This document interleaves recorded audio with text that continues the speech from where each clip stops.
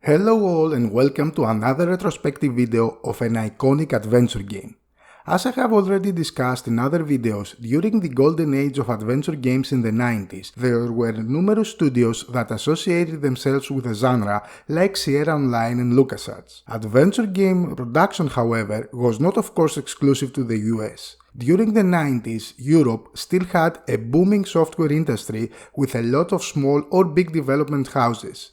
Britain especially was quite active in the adventure game genre, with some studios producing excellent adventures. One of those studios, and perhaps the most influential one with regards to adventure games, is Revolution Software. Revolution was founded in 1989 at the town of Hull, England by Charles Cecil, Tony Wariner and other prolific game designers and programmers. Then it moved to the city of York, where it is based today. The company is famous for the beloved Broken Sword series of adventure games, a franchise that has given us 5 games so far. Today we will cover the beginning of Revolution Software with its first ever game produced, the adventure game Lure of the Temptress. The game was influential for the studio as it let the team learn the ropes of the genre and develop its signature adventure game engine that contributed to Revolution Software's unique storytelling and visual style. Lure of the Temptress is a point-and-click adventure game developed by Revolution Software and published by Virgin Interactive in 1992 for the MS-DOS, Amiga and Atari ST. The plot follows the story of a young peasant called Diarmot. He is working as a hunting beater for the realm's king, who is hunting in the area around Diarmot's village. One night, the king receives disturbing news regarding the remote town of Turnvale, where a supposed peasant revolt is taking place. The king and his followers depart immediately for Turnvale, with Diarmot joining them by mistake. When they arrive at Turnvale, they discover that there is no peasant revolt, but the enchantress Selena has attacked the city with her army of human-hating orc-like race called the Skorl. The king is killed during the battle and Diarmot falls unconscious. He wakes up locked in the dungeons of Turnvale. Now it is his task to escape and free the city and the kingdom from the terror that Selena and her evil army had brought. Lure of the Temptress plays like a typical 2D adventure game played from a third-person perspective. The player controls Diarmot's movement with a mouse or gamepad.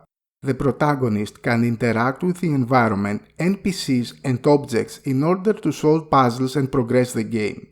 Conversations play out in dialogue tree form, and there are a few fighting sequences to add an action tone to the fantasy setting of the game. The point-and-click interface provides a variety of options through drop-down lists. Diarmot can interact with objects, characters and the environment with the use of the available options from the drop-down list when selecting something that he can interact with. For instance, when selecting a door, the drop-down list provides the options to open it or use an inventory item on it like a key. What is unique about the game is the fact that the non-player characters are non-static, patiently waiting for the protagonist to interact with them. They can wander around the game world independently of each other, performing everyday life actions like tending to the kitchen pots, moving objects, etc. They also occupy space in the game screen, and they will sidestep Diarmot or any objects blocking their way as they move around. That was unique for the time and offered a more realistic world and environment to the game. All that were made possible with the use of Revolution Software's new for the time game engine.